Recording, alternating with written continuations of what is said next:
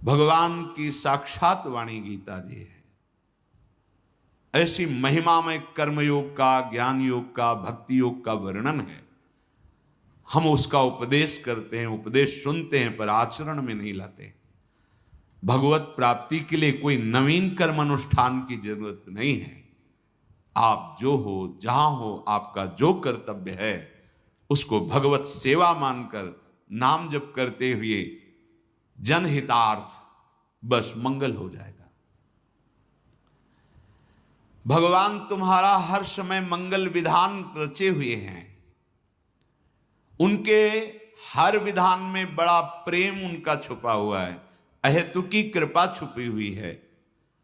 उनकी दया सब पर है, सब पर मोरी बराबर दाया, भगवान कहते। तो अनुभव में क्यों नहीं आती? तो दया का उल्टा करो, याद। तुम अभी संसार के भोगों की याद में हो, प्रभु से विमुख हो, और वो कृपालु तुम पर कृपा कर रहा है, तुम्हें अनुभव में नहीं आ रहा। अब तुम स्मृति में आओ, भगवान की याद करो, उनके नाम की, उनके रूप की, उनकी लीला की, उनकी धाम की स्मृति जागृत करो। तुम्हें दिखाई देगा कि भगवान की प्रतिपग हमारे ऊपर एक एक कदम पे कितनी संभाल, कितनी दया, कितना दुलार है।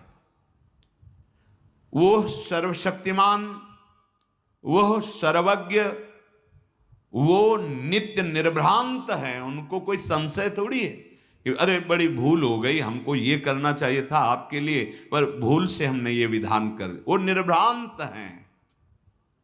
उनका जो कुछ भी विधान तुम्हारे लिए है बड़ी मंगलमयी, भगवान की रचना से आया है विधान तुम्हारा मंगल करने। तुम्हारी इच्छा के विपरीत हो सकता है, क्योंकि तुम ना तो सर्वज्ञ हो और ना दूर दृष्टि वाले हो। तुम माया दृष्टि से, शरीर भाव से ऐसी इच्छा करते हो कि ये हो जाए तो हमारा मंगल हो जाएगा, पर भगवान सर्वज्ञ हैं, दूर दृष्टि, परिणाम दृष्टि को जानते हैं। आप भगवान को अपना माना है और आप उनसे मांग की है, वो देख रहे हैं कि ये मांग इसको हमसे विमुख कर देगी, वो नहीं देंगे, वो विपरीत परिस्थिति पैदा कर देंगे। जब आपका कपड़ा गंदा हो जाता है तो आप उसे साफ करते हैं ना। ऐसा तो नहीं कि पानी में डाला निकाल दिया हो गया, नहीं, उसको रगड़ते हैं जहां दाग लगता है, उसमें पदार्थ डालते हैं जिससे दाग छूटे। तो अंतःकरण जब ताप से युक्त होता है तो पाप नष्ट होते हैं। जब आप भजन करोगे गंदे आचरणों को छोड़ के, तो पहले ताप प्रकट होगा जो अंदर के पापों को अनर्थ निवृत्ति करता है। उस समय सत्संग की आवश्यकता है। धैर्यवान रहो और नाम जब बढ़ाते रहो, बिल्कुल दुख सुख की परवाह ना करो, जीत जाओगे। पर वो अज्ञानी जीव समझता है कि 4 दिन हम ऐसा कर ले तो सब, वैसे वो 4 दिन भी व्यर्थ नहीं जाएंगे, तुम्हारे जीवन का बहुत बड़ा मंगल विधान करेंगे, पर वर्तमान में तुम्हें अनुभव में नहीं आएगा। जैसे बहुत दिनों का भूखा 4 कवल खवाकर छोड़ दो, यद्यपि उसके प्राण पोषण का काम करेंगे, पर उसकी भूख नहीं मिटेगी। कल्याण के स्वरूप भगवान जानते हैं कि तुम्हारे लिए विधान क्या है, सच्ची मानिए। वो जो भी कर रहे हैं बहुत कृपा करके, कम, हमारे जो दंड मिलना चाहिए बहुत कम करके भुगता के हमें निर्मल कर रहे हैं। हम आरोप ना करें, एक भी कोई ऐसी चेष्टा नहीं जिसका तुम्हें फल ना मिले, एक भी चेष्टा। और तुमने कितनी कुछ चेष्टाएं की है और तुम्हें वृंदावन आने को मिला, तुम्हें सत्संग सुनने को मिला, तुम्हें राधा नाम जपने की प्रेरणा मिली।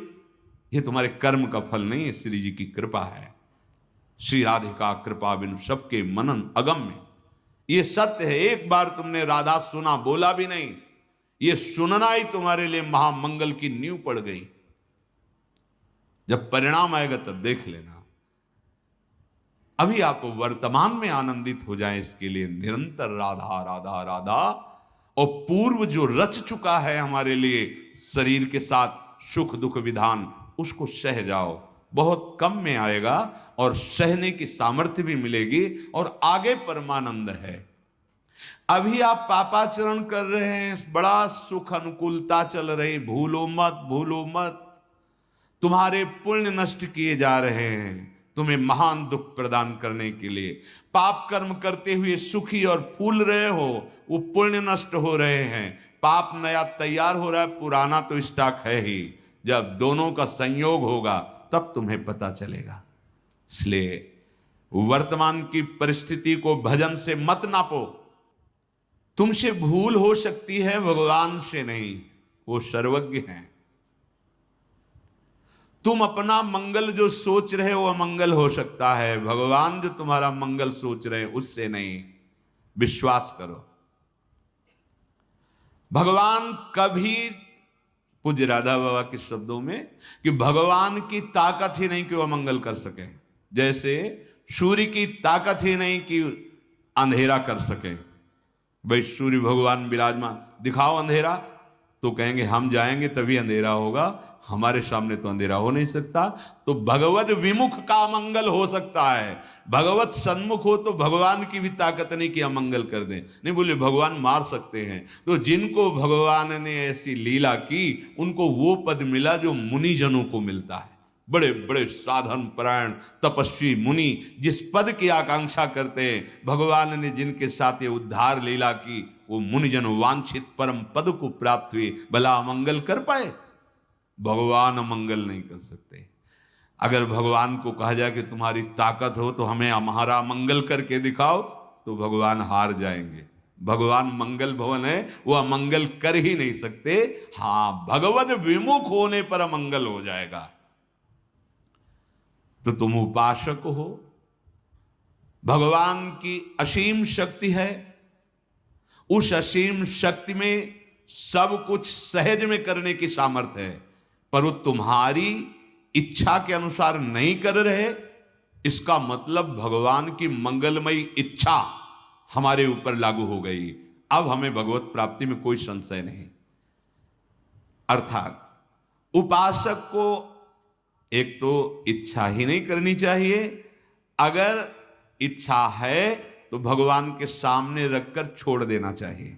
आप जो आपको भावे सो करो।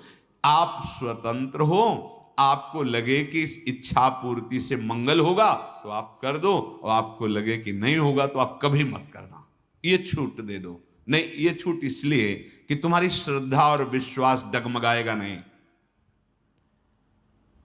भगवान की सर्वज्ञता, सर्वशक्ति, सौहार्दता, मंगलमयता पर तुम विश्वास करो।